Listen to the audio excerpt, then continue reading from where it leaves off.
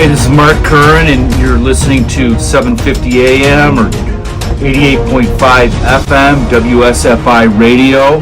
The show is Cross-Examination. I'm Mark Curran, the host. Glad to be joined by Terry Cosgrove. And Terry was the longtime director of Personal PAC in Illinois. Terry, could you tell our listeners what Personal PAC is? Yeah, it's a pro-choice political action committee dedicated to electing candidates to state and local office. We are bipartisan. We support candidates who are pro-choice regardless of political party affiliations. What about yourself, Terry? What could you tell us about you and, by way of background, where'd you grow up? Sure. I grew up in Morton Grove, Illinois, and I went to Niles West Township High School. And I actually got my political start as 15 years old. I heard Dolores Huerta and Cesar Chavez talking about the children and women in the grape and lettuce fields of the Central Valley of California being sprayed with pesticides by the growers in California. And so slowly but surely, I became involved with organizing the grape and lettuce boycott. And interestingly enough, most of that work was done out of the basement of our Catholic churches because the Catholic Church Where were you living at the time? Oh, Morton Grove. Yeah. And so what was the name of the parish again? I'm sorry. St. Martha's Parish. Did you go to grade school there? No, I went to public school. My parents actually moved from Arlington Heights. My brother went to Catholic school, but my parents moved from Arlington Heights to Morton Grove in October of, I want to say 59 or so, 1960, because I was 7 years old and they couldn't get me into the Catholic school. So I ended up going to the public school. I went to Edison Grammar School. And by the time the next year rolled around, I had friends and they just didn't want to move me. What was high school, Terry? High school was Niles West. I'm a year younger than Merrick Garland. I went to high school with him. He's a year older than I am. So, and high school was it was a great high school. Had a lot of interesting people. Is Niles West still open? Yes, it is. Yeah, East is the one that closed in Skokie. So North and West are open. So I got my political start actually in the the caring for underprivileged and poor people in the Catholic Church, and then I fell away significantly later on when they became obsessed with sex and birth control and abortion, and then the whole, of course, the priest abuse scandal really kind of put the nail in the coffin for me, because I did have a few friends who were survivors of priest abuse, and so that became an important issue for me. You were raised Catholic. Was your mom? Was the faith important to your parents? Yes, my mom actually went to church almost every day of the week. She was a devout Catholic, and my father converted to Catholicism after they got married. He was a Lutheran, and he converted for her. And the interesting story about my mother is she was devotedly Catholic. And she developed Alzheimer's, and in her early years of Alzheimer's told me that she had an illegal abortion in 1959 and almost died because my father was, at that time, he died 30 years sober, but he was a violent alcoholic, and she had 3 kids that were living on the edge already. And she knew that a 4th child and a 4th pregnancy in the family would be the end of the family would fall apart. So my mother actually put her life at stake in order to save the 3 children that she already had. And just to put this into perspective, my mom knew that what I did at Personal PAC for over 20 years, but she kept this secret to herself. And, I don't know how many other people, but she told me one day when we were driving up to Wisconsin to visit her mother, who was in a nursing home with dementia as well. And she told me that story, and it really broke my heart because my dear mother, who cared about her children so much, had to go through such a horrible experience. And so that, like I said, that was 12 years ago. So I've been working at Personal PAC a long time by then, but How many years did you spend at Personal PAC? 33. Yeah. Right. And you just retired. I'm 5 days retired. You caught me right at the end of my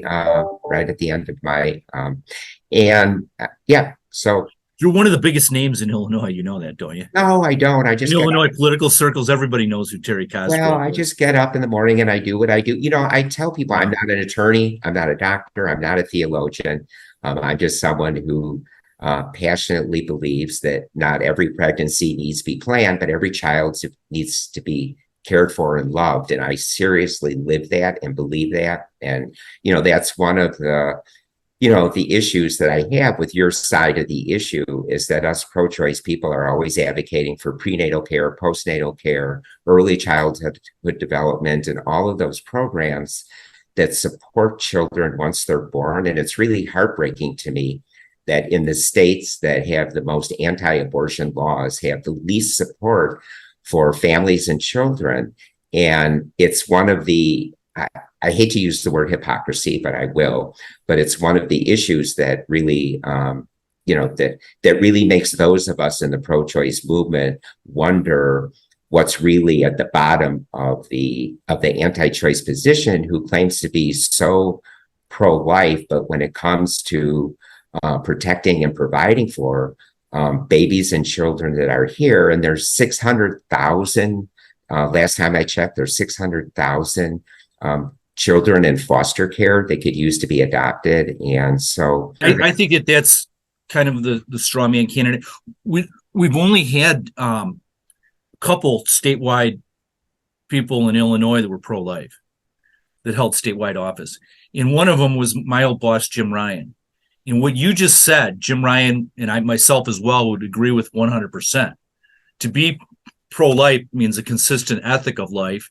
And we've heard Cardinal Bernardine talk about the seamless garment he wrote about. Cardinal George talked about a consistent ethic of life. And you're absolutely right. You can't have no programs for the unwed mother and say you got to have the child. I mean, that's not going to work. It's beyond just morally flawed. It's intellectually flawed because you're not giving her the incentive to give that child life. So I agree with you on that much. And what I want to ask you about now, how did you get into Personal PAC? How did you wind up being the eventual director of Personal PAC? Well, I was involved with the pro-choice organization at the University of Illinois in Champaign. I was on the McKinley Health Center board, and we made sure that as an undergraduate student and a graduate student, I have 3 degrees from the University of Illinois, and we made sure that the entire spectrum of reproductive health care was covered under the student health insurance policy, which was, OBGYN care, but also access to birth control, which was important to a lot of college students. What year are we talking, Terry? I started in 1971 and was there until the mid 80s. So right before Roe v. Wade. Yeah. And I actually, in high school at Niles West, going back to that, I actually knew a few women that flew to New York to get an abortion prior to Roe v. Wade. So I was familiar with the panic and the disruption that an unplanned pregnancy caused young women at the time. So I lived the pre-Roe era. I get it. I understand it. And unfortunately, a lot of people didn't once Roe was decided. And I think one of the things that's happened since Roe was overturned is now people are getting what it means to have anti-choice laws, that they weren't getting it while Roe was in place. And there's been a lot of organizing around that, as you well know. You talked about your mom and your dad. Were they pro-life or not? You know what? My dad was a Republican. He supported Richard Nixon, and my mom. I don't know if Nixon was pro-life. I mean, right? No, I don't know. Actually, that's very interesting because Father Bush sponsored the original Title X funding for family planning, and Richard Nixon signed it into law. So I would say they were pro-choice Republicans. I mean, I think that's fair. And also, I mean, the other thing is there were a lot of pro-choice Republicans in the United States Senate, in the Congress, and in the Illinois General Assembly we had 14 in the House and 7 in the Senate, but they also sponsored the EPA and signed it, and Richard Nixon signed into law the bill that established the Environmental Protection Agency. Your mom never shared her thoughts with regards to whether or not she was pro-life, or? No, not really. My mom was, the best way to describe my mother is that she was like Edith Bunker. She was just a really kind, loving person, although she did suffer from mental illness and had several nervous breakdowns and was hospitalized for it. And I think a lot of that was dealing with my father's alcoholism at the time. But she also had, she also had psychological challenges. And So your dad, I assume he was Irish, Cosgrove. yes, he was. And my mom is Sicilian. So it was quite a mix. Your mom, she continued to be a Catholic throughout her life. Did your dad as well? Yes, very, very devout Catholic. So would your guess be that your mom probably went to church and confessed that abortion that she had? I have no idea, although I do know, on a humorous side, when we went to confession on Saturday, my father, my sister, and I were in and out in I would say record time, and my mom was in there for like a half hour, and my dad would pace outside the church going, "What's going on in there?" And she would get in the car, and my dad would say, "What took so long?" And my mom, with a smile on her face, would say, "It was between me and the priest." and so I have no idea. You all waited behind the little I mean, you like have to understand, Mark. My parents and I never discussed sex. We never that was not, I think it was, I'm 59. I think that there was a long period where that would be totally right. I mean, it was never, in fact, when my sister got her period, she came to me. She didn't go to my mother. So it was not my sister's 3 years younger than I am. Yeah. It's not it wasn't ever discussed. And my father actually, when my niece and nephew were teenagers, over Thanksgiving dinner, I would say, what do you kids know about HIV and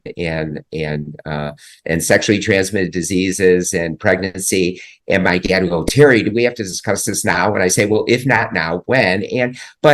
I wanted them to feel that, because we know, actually, this is one of my favorite subjects. We know that minors that are exposed to comprehensive, medically accurate sexuality education have fewer pregnancies, fewer abortions, and fewer transmissions of HIV and sexually transmitted diseases, because they understand what's at stake. And it's the minors that don't get that kind of education have higher STD rates, higher abortion rates, and higher pregnancy rates. Really have not seen that data, Terry. No. Oh, I believe in science. I believe in science. Because I think that most people that send their kids to Catholic schools do so with the intention that they will not be educating them in anything that's not consistent with the teachings of the Catholic Church. And that's why Catholics get as many abortions as any other religious group, and in some cases higher than any other religious group. That point I would agree with, but there's so many nominally Catholic people in this country. It's 26% of America is Catholic, and the vast majority rarely go to mass. Right. Well, and Catholics are just as, in fact, I hope everyone listening today really goes to CatholicsForChoice.org. It's a wonderful organization. And it really, like I say, I'm not a theologian. Yeah. So Terry, one thing I'm going to say about yourself is that you have guts. You're on the show. I've put in multiple calls to them and don't get a response. Oh, really? Okay. I will ping them and ask them to do it, because I feel very comfortable in the pro-choice position. I don't hide it from anyone. I feel that it is intellectually, politically, and I don't mean electoral politically. Every single country in the world that is not a democracy treats women horribly, including denying access to birth control, reproductive health care, down the line.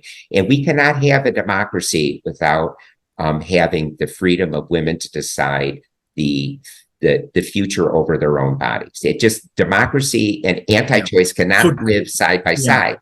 You're working, for the migrant workers and Cesar Chavez, and that's something that the Catholic Church, as you said, very much embraces. I very much embraced that. I was somebody, I don't know if you know this, but I worked very hard on immigration reform, for many, many years, and had a lot of allies on the left. Luis Gutierrez endorsed me the last time I ran for sheriff, just because of the fact that I had done so much. But then moving to Personal PAC is moving away from essentially the teachings of the Catholic Church. Well, not really. Vast majority of Catholics in this country are pro-choice. They believe that abortion should be a private decision between a woman and her doctor. So I think that's a closely held personal religious belief that, you and I both know, Mark, that Catholics by the droves go into church on Sunday or at the holidays, and they do the sign of the cross, and they sit down, and then they take communion, and they walk out the back door, and they behave the way they want to behave for the rest of the week or the rest of the year, and then come back and do the same thing. Once again, these people aren't really in communion with the Catholic Church. To be in communion with the Catholic Church means to be in agreement with the teachings of the Catholic Church. And the Catholic Church, although you can have some people out there saying this and that and what have you, if you look at what the United States Council of Catholic Bishops have said, you look at what the hierarchy has consistently said, you read the Catechism, and abortion is wrong. And essentially, the Church's position, its official position, is that abortion is only allowed in cases of the life of the mother. They don't call that an abortion. Right. It's the only time that we would allow the ending of a pregnancy. I agree with you 100%. That's your religious, personal belief. But, Jews don't believe that.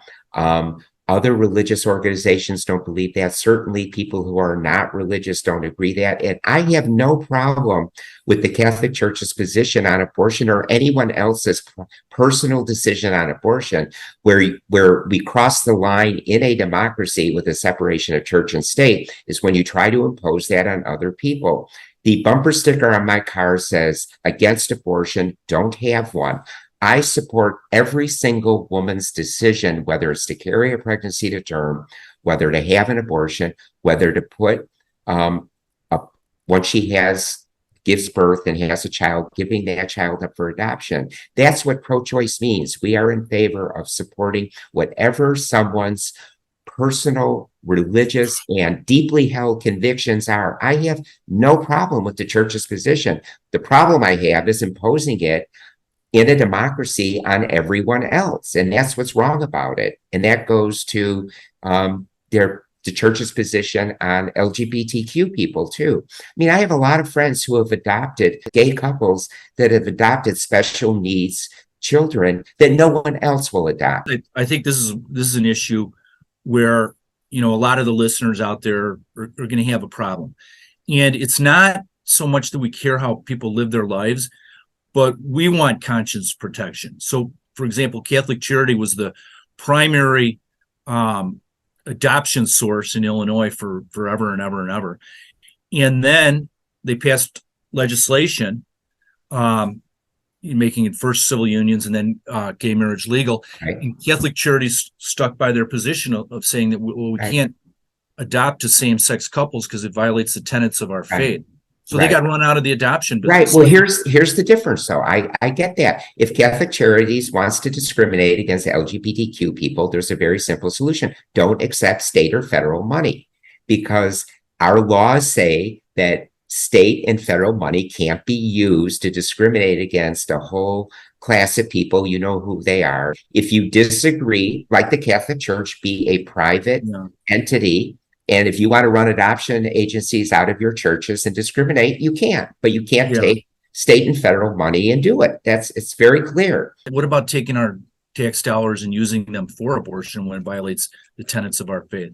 Well, in a democracy, we all pay our taxes. There's a lot of things that my tax dollars go to that I don't agree with. You don't see any consistency in the argument that you just made in that point? No, not at all. Because if you are so morally opposed to where your tax dollars are going, then you have to refuse to pay them and go to jail. So, exactly. That's what I mean. I really object to where a lot of my tax dollars are going, like to crisis pregnancy centers, perhaps. But if I am so committed to that, I should refuse to pay my taxes and go to jail. Yeah. I don't, because I believe in a democracy. We all pay our taxes, and it goes to cover a wide variety of services and and functions. We're going to move on to that cross-examine round, and I said that you could pepper questions back at me, but I want to ask a couple questions real quick before we get into that. One, so what would you describe your faith walk as today? I'm a very spiritual person, and I do not subscribe to any particular religious organization. You say you're a Christian?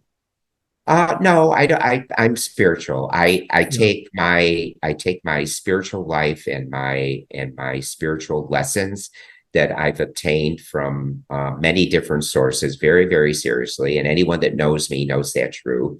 And I treat people in a fair and equitable way. And I bring integrity and honesty, as I think I've demonstrated today. Watching you over the years, I mean, I disagree with, everything that a Personal PAC stands for, but I would agree that you are, you're pleasant and polite and you're well-mannered. Let me ask you this though. Personal PAC has been kicking the butt of pro-lifers for 50 years in this state. And we can't win. Pro-lifers can't win office. Personal PAC is. And why is that? Why is that? I'm going to ask you, what are the pro-lifers doing wrong? What should the right to life community be doing to gain victories? Stop trying to control other people's lives and take seriously the idea that if you're pro-life, that means, when I go down to Springfield, Mark, and I see Ralph Rivera and all the anti-choice and the lobbyists for the Catholic Archdiocese in Springfield testifying against anti-choice bills, and then going to another committee and testifying against bills that would help women and children, it's the hypocrisy that I think that the vast majority of the public understands. And you're just wrong on the position. You ask why you haven't been in power in the state of Illinois is because the voters are not with you. The vast majority of voters do not believe that government should be involved in making private personal decisions. What's unique about Illinois? Because there's a lot of states where the voters absolutely believe that. No. If we've been let me ask you a question. Since Roe has fallen, why have you lost every single statewide referendum, including the one in Kansas, including the one in Kentucky? Why have you lost every? I think like a lot of things, anti-choice states in the country, you cannot pass a statewide referendum. That would be that it's a faith crisis. You look at Ireland, which is where both of our ancestors are from. I mean, that was 90% of the population went to mass every single Sunday. Right. It's down to a third now, and consequently, whereas Ireland was historically completely pro-life, it's now embraces abortion. I was actually there for that referendum. Proudly, I was there with Catholics for Choice. But Mark, why? You asked the question as if it's a mystery. The voters don't share your belief. My advice is to embrace your person. Roll over on that issue. What'd you say? No, not roll over on that issue. But we live in a democracy. So if it was Mark Curran or Jim Ryan that held statewide office, we would agree with you on. We would be against abortion, but we would agree with you. There has to be programming for the unwed mother. And no, but but if you were in elective office, you would vote for and you would advocate for positions that would outlaw abortion in Illinois. Don't try to sugarcoat it and say, "Oh, we'd advocate for." Absolutely, we would. If you're pushing the levers of power, you are working to outlaw abortion and, in many cases, birth control in Illinois. People don't want that. When does life begin? It's a scientific question, and it is not a religious question. And if you Google when does life begin, I encourage everyone listening, Google when life begins, and that will give you the answer, because there is disagreement across scientists, whether it begins when the egg implants in the uterine lining, and how long it's been there. There is massive disagreement. It is, if people treat it as a religious question, that's your right. But so science does not hold the same opinion that the Catholic Church does, that life begins at this magic moment of conception. I believe in that there is objective truth, and that it's so when does life begin? When does it begin, Mark? Tell me. When do you believe it begins? Conception. And what is conception? Yes. Because what I understand from Biology 101, the sperm meets the egg, and it takes 24 hours for the nucleus of the sperm to penetrate the lining of the egg in order to meet the nucleus of the egg, and then within another 24 hours they split into two cells. So in that magic period of 48 hours, when does life begin? I would agree, when there's unification in the sperm and the egg. So that is conception. We didn't have ultrasounds in our day. We have ultrasounds now. What is it that we're seeing that looks like a little baby inside the womb? What depends on where it is in biology. It is it's an egg, and then that it travels. Again, we go back to science. It travels down the fallopian tube. 75% of them are washed away in a woman's menstrual cycle, and 25% of them have the chance of implanting in the uterine wall, and then it grows from there to a psychoblasto, and then again, I'm not a doctor, I'm not a scientist. Are you saying that you think that abortion should be upheld all the way to the very end? I am saying that there is a medical standard of practice that doctors are required to follow, and these decisions should be between a woman and her doctor, and medical standards and what is set by medical organizations, what is agreed to by doctors, what doctors are trained to do in their patient care, and should agree about what kind of medical care should be available in an individual circumstance. Not every pregnancy is unique, every woman is unique. You're aware that what I believe is a child inside the womb, that child feels pain? I believe in science, and we have strong scientific evidence that has been presented in states like Ohio and completely ignored, is that again, I encourage your listeners to Google what pain is and how it's received. And that is misinformation that the anti-choice movement, again, this is the problem you have, so much propaganda. Does the child have any rights? Sure, that after birth, it is a living human being. You against the infant born alive bill that years ago that was presented in the Illinois Senate by President Obama twice? Yes, I was against that bill. Yeah. Okay.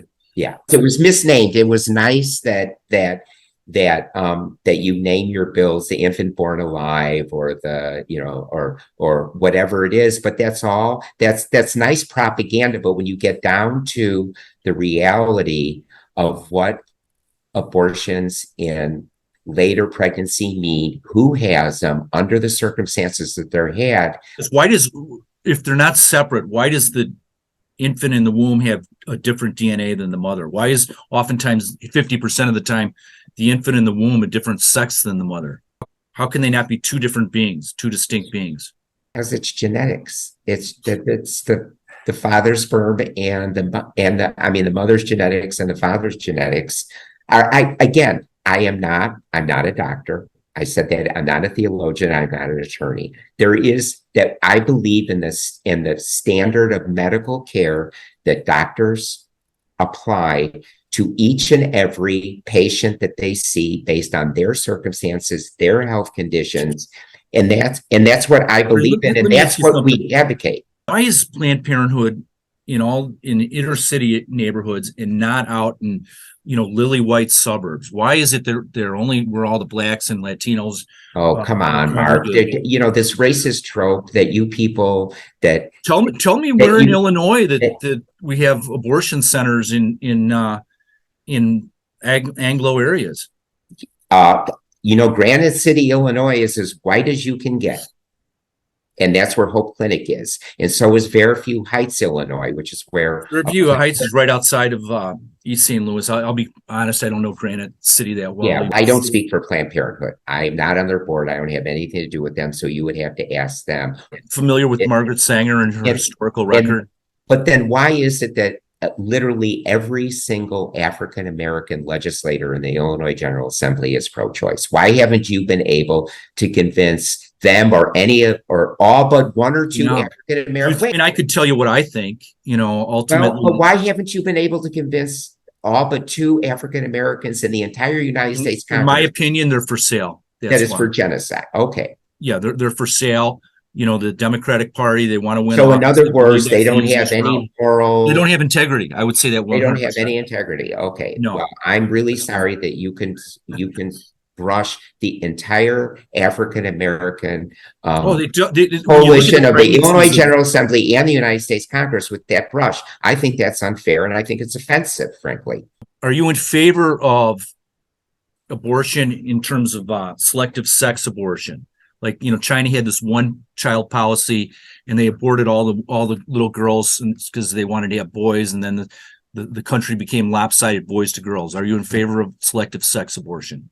I am in favor of women being able to decide where, when, and under what circumstances they will have a child. I do not believe in government intervention, which would cover China in your example of interfering with a woman's right to decide where, when, and under what circumstances she will get pregnant and she will bring a pregnancy into this world. So no, I would object to China's one-child policy. China's one-child policy is the canary in the coal mine for the United States, because when you let government make these decisions, those are the kinds of decisions you're allowing them to make. It's coming to this country. People think they can only afford one child, so they want a boy. I mean, it happens all the time. You're listening to WSFI Catholic Radio, 88.5 FM and 750 AM.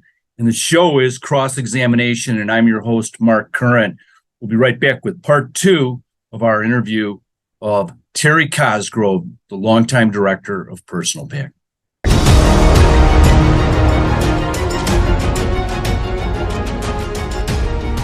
And we're glad to be joined by Terry Cosgrove. And Terry was the longtime director of Personal PAC in Illinois. What about the concept in terms of abortion, where essentially that most of the Down syndrome children, almost every single one, is now aborted, and we're moving in the direction of what Adolf Hitler aspired, and it's this Aryan race of people that are only perfect and what have you, and you see that women are looking for designer DNA and sperm donors and everything else. It's just we're moving into this crazy world. Because we're trying to play God and we're trying to control everything, and it's just not the consequences and are far-reaching. So, what would you say about that? Well, first of all, I don't think that is true. That every single Down syndrome or every single pregnancy that has challenging situations ends up in termination. I actually have volunteered at Misericordia for years, and I know people, just like I said, I have gay friends who have adopted challenged babies, and that's not true, Mark. Well, it is. I mean, if you Google it, you'll see that the numbers are 90%. Over the years, over many years, women and families have made decisions on the pregnancies that it just like my mother did in 1959, decided that our family could not survive a fourth pregnancy, and my mom sought an illegal abortion. And so we have to let individuals make these decisions on what they can handle, what they can do, and how they can live their lives. And their abortions have been taking place from the beginning of time. None of this is new. It's a matter of whether government can interfere and make those decisions for individual families and women and following the medical standard of care. I want to ask you if you think a 10-year-old rape victim should be allowed to get an abortion. Yeah, I mean, that's so far-fetched, Terry. I mean, to have a child at 10 years age. It happened. A 10-year-old rape victim had to go to Indiana to get an abortion, and the doctor who performed the abortion is now being investigated by the Attorney General of the state of Indiana. It's not far-fetched. Statistics talk about the thousands of minors that are raped in this country every single year. It's not far-fetched. My position on abortion is a little nuanced. I'm 100% consistent with the Catholic Church and its teachings that all life should be protected, no exceptions except for the life of the mother. So that's what I believe. So I wouldn't change. It doesn't. This. So here's what I would say also is that I just don't think. I don't think that you say that you don't want government involved. I don't want government blessing or legalizing something that is inherently evil. And essentially, we don't legalize fentanyl or opioids or heroin. Because essentially their wrongful nature, and I would say that abortion is wrong as well.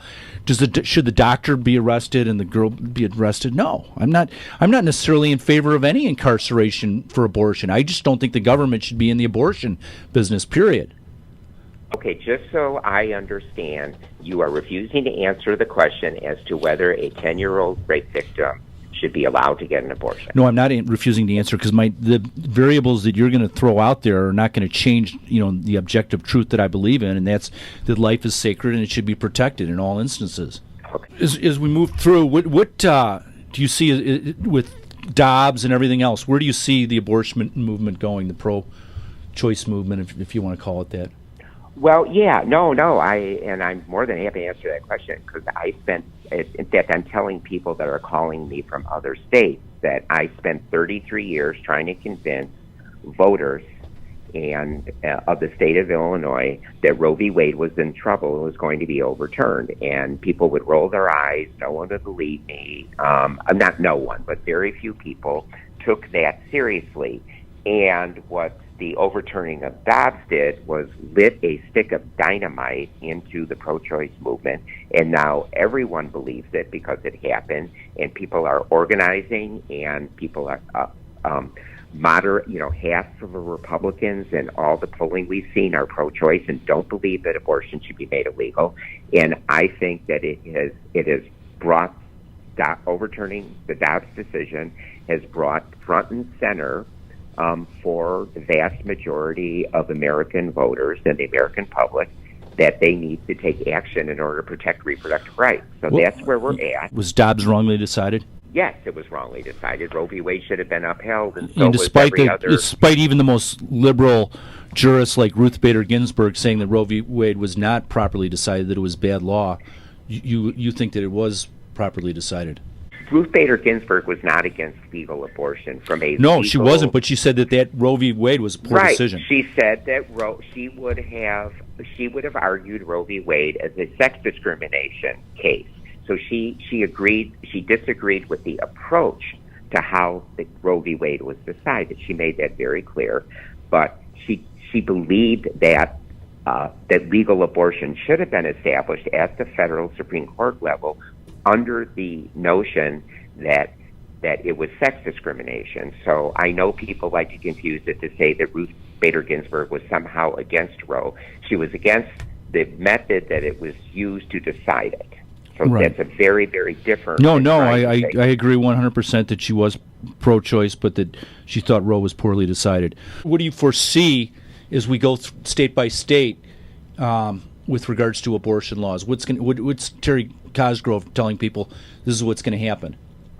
Well, I think that voters are going to organize. However, the hypocrisy of this Supreme Court by saying the decision about abortion should go back to each individual state out of one side of their mouth, and then on the other side of their mouth do absolutely everything they can to suppress the vote of young people, of people of color, of elderly people through voter suppression laws is the height of hypocrisy. To turn around and say, with a smile on their face, we believe these decisions should be returned to the states, and then make it as difficult as possible for people to vote, just tears the curtain. Should the parents have a say in whether or not their minor daughter has an abortion? Over 80% of parents do have a say in what their minor daughter does when they have an abortion because the minor daughter involves them in it. Let's say that the minor daughter doesn't do that. Right. When there's cases of rape and incest and violence in the family, the law should be as it is in the state of Illinois right now, very proudly, where a young woman's health and life is put at risk by involving an adult family member who, like I said, who maybe raped her or is violent, then she should have an option of getting that abortion privately, like she can for suicide counseling, mental health counseling, birth control, and all kinds of medical procedures. Mark, a teenager can go get a C-section can deliver by C-section without ever notifying her parents or involving them.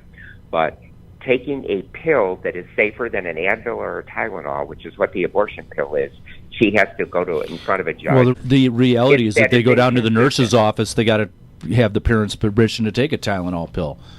So, I mean, right, because it's more dangerous than the abortion pill. What do you think about now?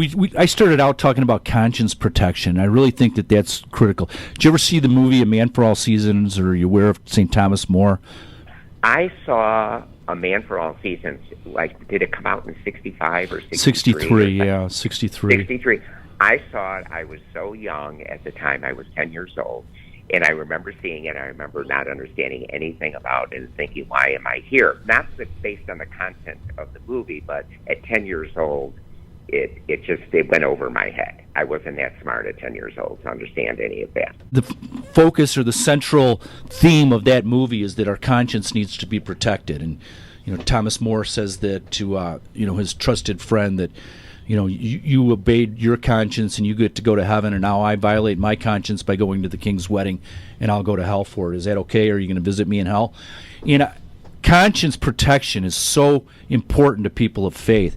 So do you think a doctor that doesn't want to perform an abortion should have to perform an abortion? Well, the conscience protections that we've actually passed in Illinois provide for that. We allow someone who doesn't want to perform a certain medical procedure, whether it's abortion, whether it's birth control, whether it's anything else. So Terry, here's what I'd say to you is So here's where it comes in. You cannot ask a woman to go into a medical facility without prior notice of the medical care that she's going to be provided with. And that's what we ask for. If you want to have conscience protections, then you have to go out of your way to let patients know that you will not prescribe birth control, you will not do a tubal ligation after a C-section, which is the safest place to do it, rather than a woman coming back 3 months later and having to go through another dangerous surgical procedure. Women, you need to inform them that you're coming to this medical facility or visiting this doctor. Right, no, I understand that. Here's the problem for They won't do a tubal ligation. Right. And under those but what you want to do is hide it. You want people to come in, just like these crisis pregnancy centers do, and mislead and not give women the full information that they deserve to make their own medical care. So should Catholic hospitals be forced to perform abortions? You are providing medical care and you are taking state dollars. Again, that goes back to if you're a private organization and you're taking state dollars and you're taking federal dollars, you're taking Medicaid money, right, then you need to abide by the laws. It's different that they're taking my tax dollars to fund that abortion, though. We are watching our freedoms erode every day. I think Catholics are very, very concerned as to what they're going to have to choose to make a living or choose to follow their faith, but they can't have both. What about that baker? It's not an abortion case, Mark, but yeah. Well, let me ask you a question. Yeah. Do you think that Jewel should be required to hire a vegetarian to work in their butcher shop? Like, why would you, if you're going to be an OBGYN and you're going to go to medical school, management of a miscarriage is the exact same procedure as an abortion. So women are showing up in emergency rooms with miscarriages, and you're saying don't train them how to save a woman's life. If you're a vegetarian, you shouldn't be a butcher. You shouldn't be working in a butcher shop slaughtering cows. And historically, labor laws say something called a BFOQ, Bonafide Occupational Qualification, and I refuse to accept that abortion is something that a doctor has to perform. No, Mark, I don't believe in assault weapons, so I wouldn't apply for a job at a gun shop. Right. I think it's pretty straightforward. What about the baker? And I know people may disagree with that and think that was wrong, that they don't perform the cake, but that's what let's say that baker, that's what his conscience says. Should he have conscience protection? Should the baker be allowed to refuse to serve an African American too? I'm not familiar with any. I'm not familiar with any faith that one of the tenets is that African Americans can't eat cake. So for some Catholics, right or wrong, some Catholics, many Catholics, they may think that a gay marriage is intrinsically wrong, and they don't want to do anything to promote it, and so they feel that they would be violating the tenets of their conscience to do so. So what would you say to them? Too bad. Well, I'm gonna quote the the U.S. Supreme Court, and they should elect officials who will remove the anti-discrimination statute from the Colorado law, which says you can't discriminate if you're in the public domain. You can't discriminate based on race, sex, and sexual orientation, and religion, and should they be able to withhold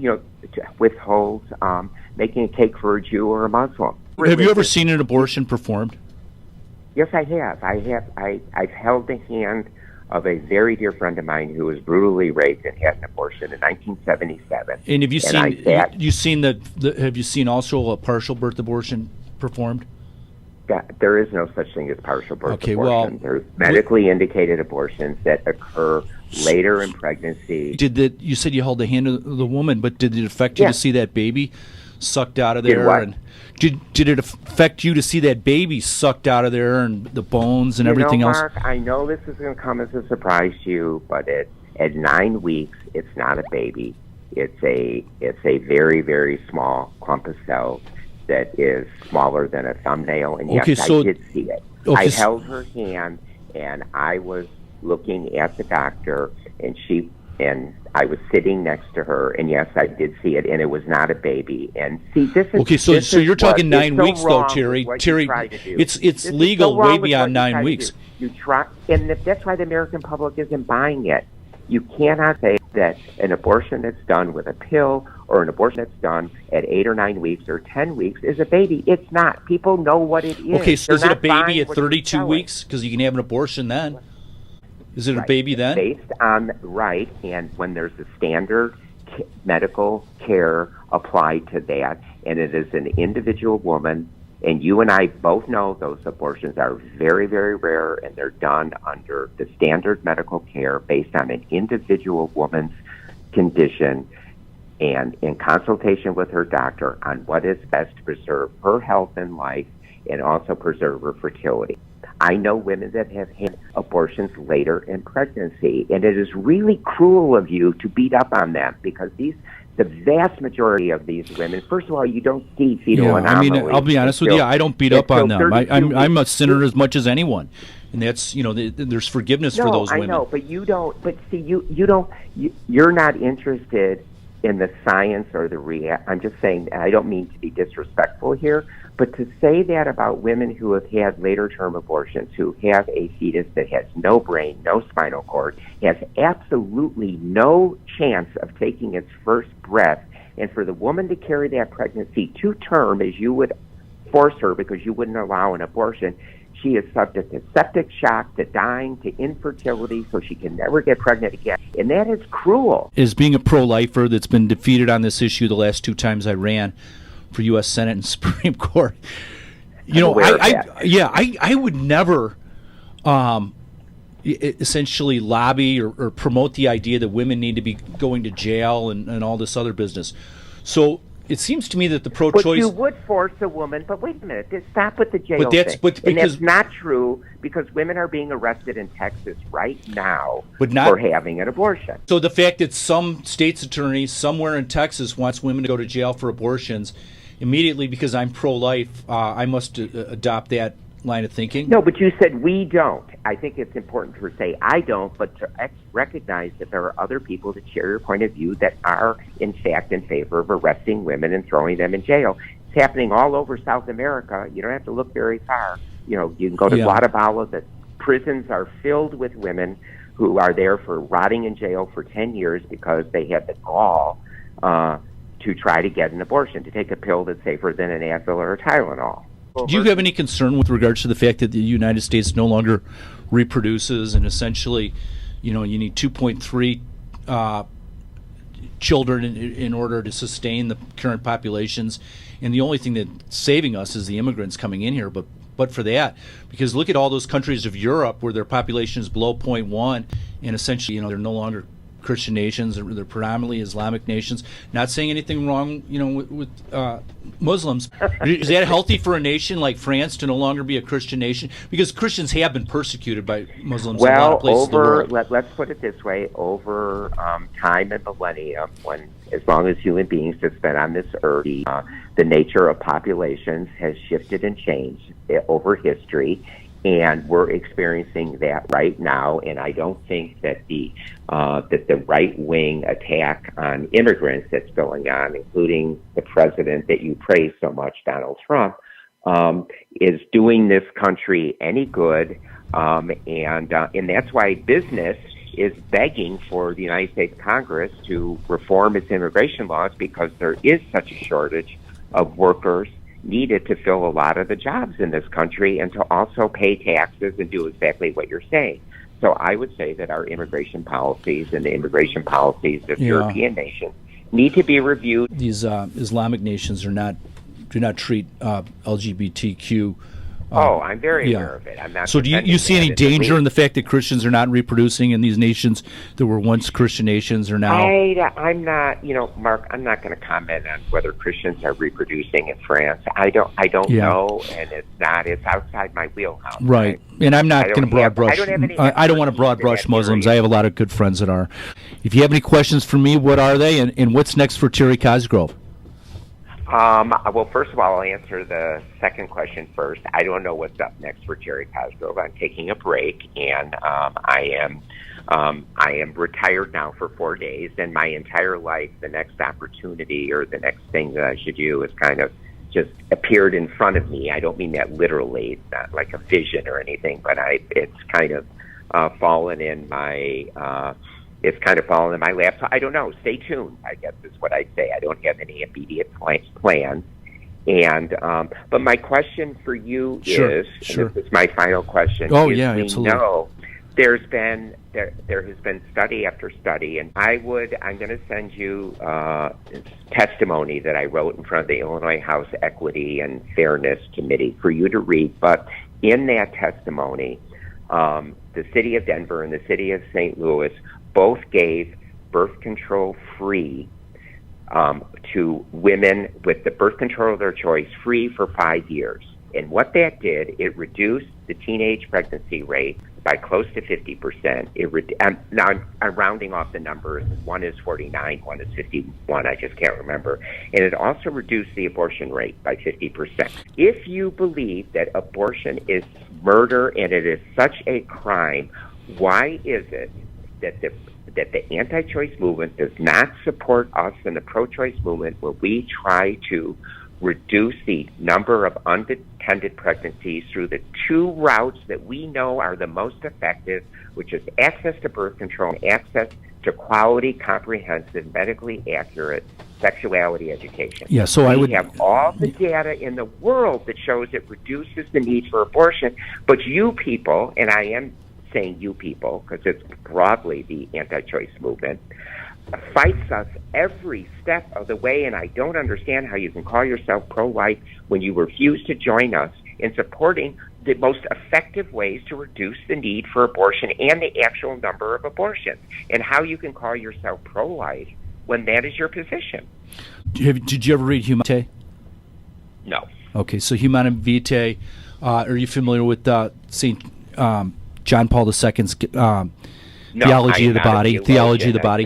Okay, so I would suggest that you read those two, and then you'll understand why, from a personal viewpoint, many Catholics are against birth control as well. Okay. But as far as giving it, it's policy, it's public policy, because that's what I don't think anybody. Here. I don't know anybody public policy objects to that. I mean, that's not the hill we're going to. It's all over anti-choice websites. If you go to that's not the hill most Catholics want to die on. Birth control. Yeah. They have, the National Right to Life Committee has a whole article, The Pill Kills, and it's about how, birth control is murder and it ends a life and all of that, which is completely wrong, misinformation. Yeah. But it's still, you don't answer the question though. If abortion is such a tragedy to you and is taking a life, and the fact that you wouldn't support the two ways that we know reduce the need for abortion, then it's hard to take seriously. I'm just being honest with you here. It's hard to take seriously the title, quote unquote, pro-life. Your premises are not accurate. First of all, the sexual education that the children are getting is not. I think most, people that are going to be really objective about it are going to say that, that's just not. It's not needed. That's not healthy. We don't want that. As far as the pill goes, I would say that I really haven't run into people that although Catholics are against the pill, I'm personally against the pill. I don't know that we're really fighting that fight. I think that ship sailed a long time ago, and maybe as public policy. You're fighting it all over. No, you're fighting it all over. That's not true. There are campaigns all over to end access to birth control. In fact, the governor of Mississippi or Alabama said that if the General Assembly there brought a bill to him that outlawed birth control, he would sign it. So it is out there. We got to run, but I just want to say, okay. Terry, you've been listening to Terry Cosgrove, the longtime head of Personal PAC. Terry has been so gracious. He came on, he answered all the questions. We may disagree with him, but he truly conducted himself like a gentleman. And thank you. You've been gracious too, and I really appreciate it. WSFI Catholic Radio, 88.5 FM and 750 AM. And the show is Cross-Examination, and I'm your host, Mark Curran. Ladies and gentlemen, thank you for listening to this show. We're getting to that portion of the case that I refer to as closing arguments, where I sum up what's transpired and make the argument for our side of the case. First, I want to offer in some evidence by way of the court and offering it as judicial, something the court would take judicial notice of, meaning you would recognize it as facts from a reliable text. So this is some information that I downloaded from First Choice PRC, but the numbers that I offer to you and the facts are essentially found just about anywhere you look. 1 in 4 women have had an abortion. Hence, we need to be charitable in recognizing that fact when we do address these issues. Only 1.5% of abortions are due to rape and incest, the issue that the left or the pro-aborts always try to bring up, rape and incest. In 2015, approximately 35% of all pregnancies in New York City ended in an abortion. For African American women in New York City, more abortions happen than babies born. As of 2019, New York abortion law now allows for abortions all the way to full term. New York's not alone. There are nearly 1 million abortions per year on average, and that's just the ones reported. Planned Parenthood, and we've addressed them time and again, is the nation's largest abortion provider, and big donations from Planned Parenthood end up in Democrat campaign coffers. If Planned Parenthood is sitting on that much money they can donate to campaigns, then they don't need taxpayer funding, do they?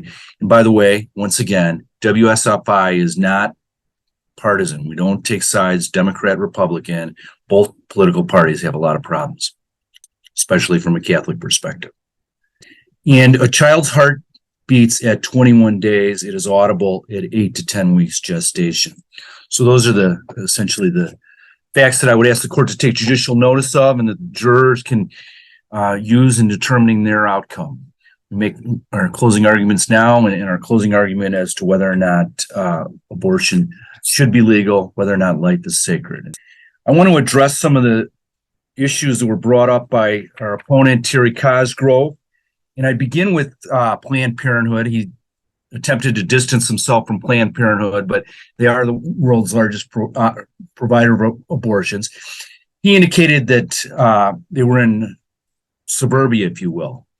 And I said, well, they're in inner cities and that they're preying on minorities. And it's an obvious fact. He brought up 2 instances he thought in Illinois, Granite City and Fairview Heights.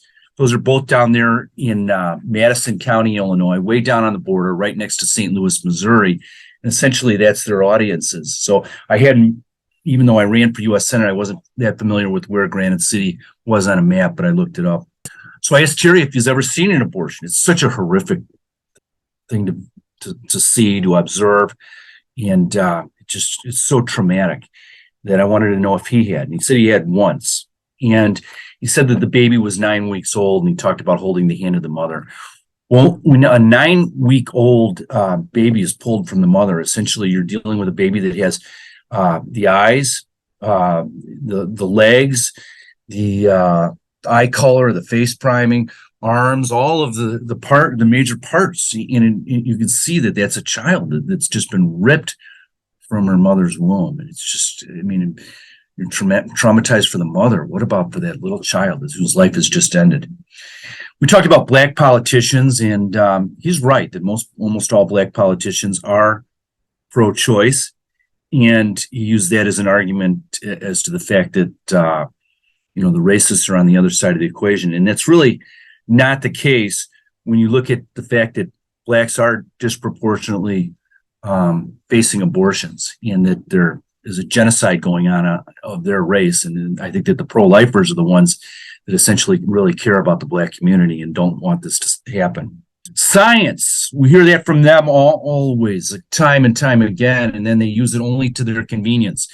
We know that life begins at conception. There's a Princeton study out, recognized study recently, but beyond that, the ultrasound was the worst thing for Planned Parenthood and the pro-abortion industry, and that's because it shows that is a child. That's what the science shows. It's not just a glob of tissues all over the place. It is, in fact, a baby.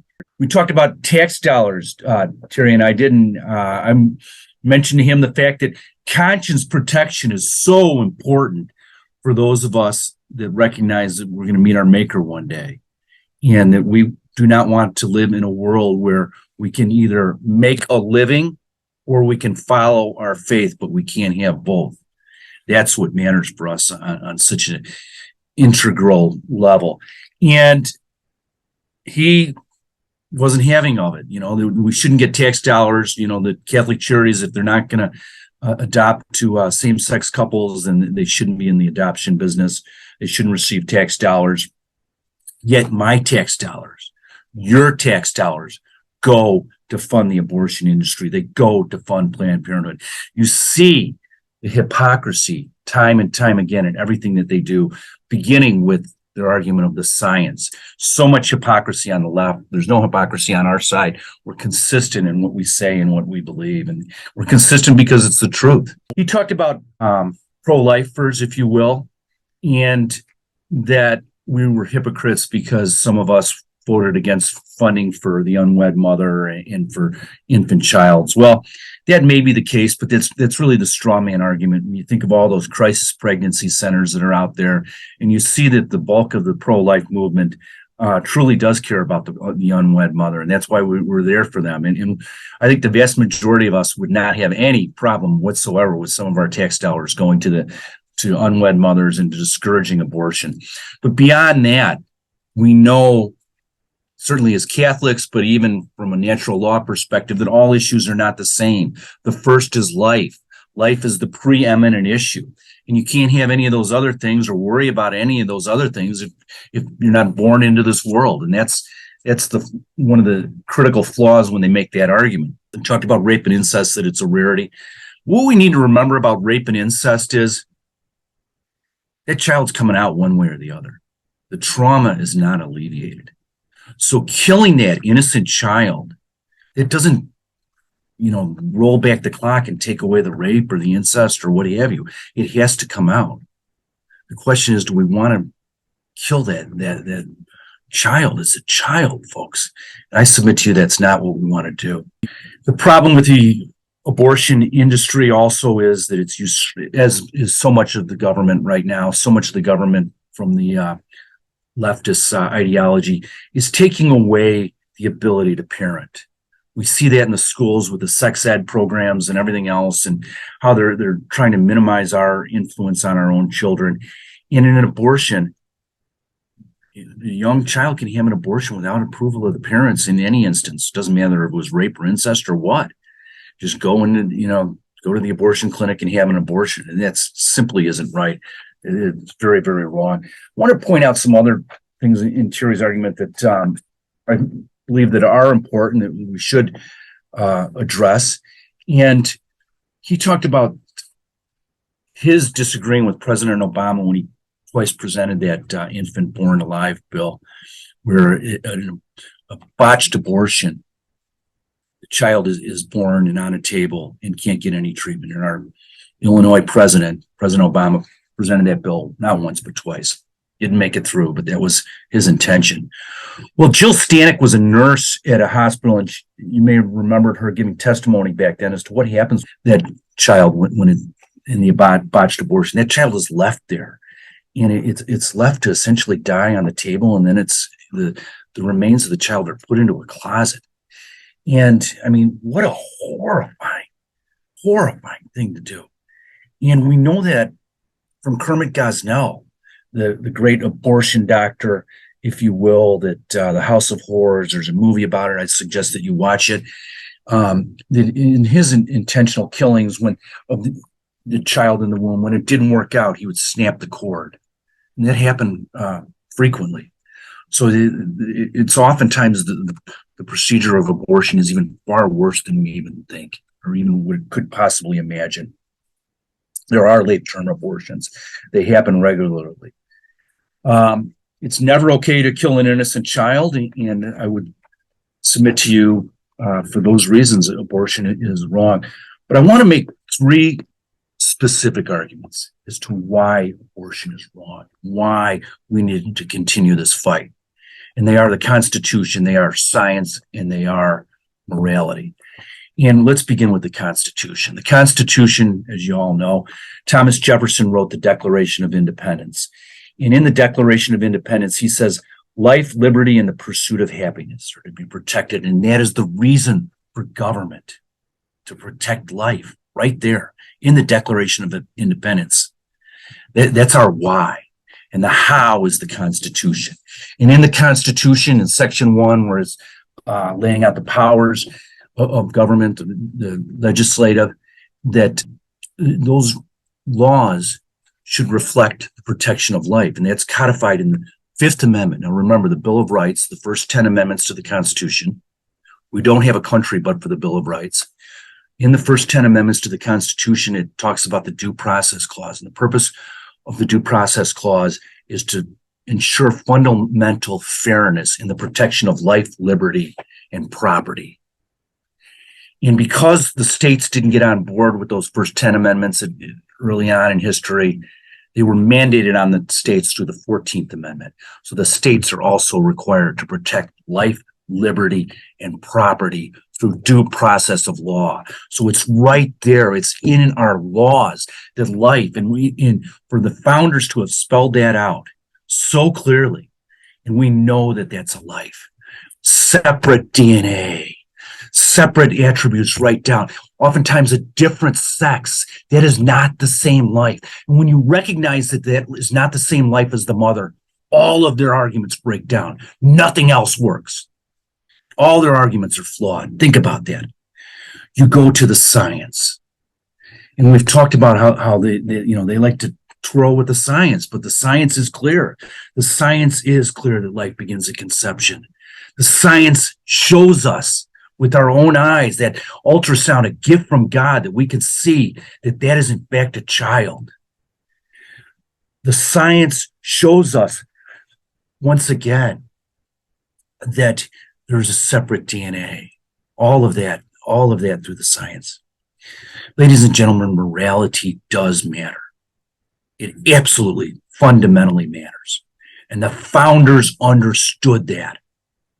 That is why Thomas Jefferson writes, with reference to each branch of government, that their power comes from God. Read the Declaration of Independence. Every branch, legislative, judicial, and executive, all their powers come from God. It's right there. And he goes on to talk about that our rights are based in nature's law and nature's God. It's natural law. And if you study Aquinas, if you study Aristotle, if you study anything regarding natural law at all, you'll see that life comes from God. It's God's design that man and women with different genitalia and the unification of the two of them, a life is brought into this world. It's natural law. It's not something that we can ever divorce ourselves from. Natural law is an objective truth. And we say it's morality, folks, because as John Adams said, that our Constitution was made only for a moral and religious people. It is wholly inadequate to the government of any other. And that's why we're in the mess that we're in. Because as we turn our back on God, as we turn our back on morality, as we allow truth to no longer be truth, as we try to claim that 2 + 2 is 5 and not 4, it's not going to work. It's going to fail. But we, as Catholics, are required to keep fighting.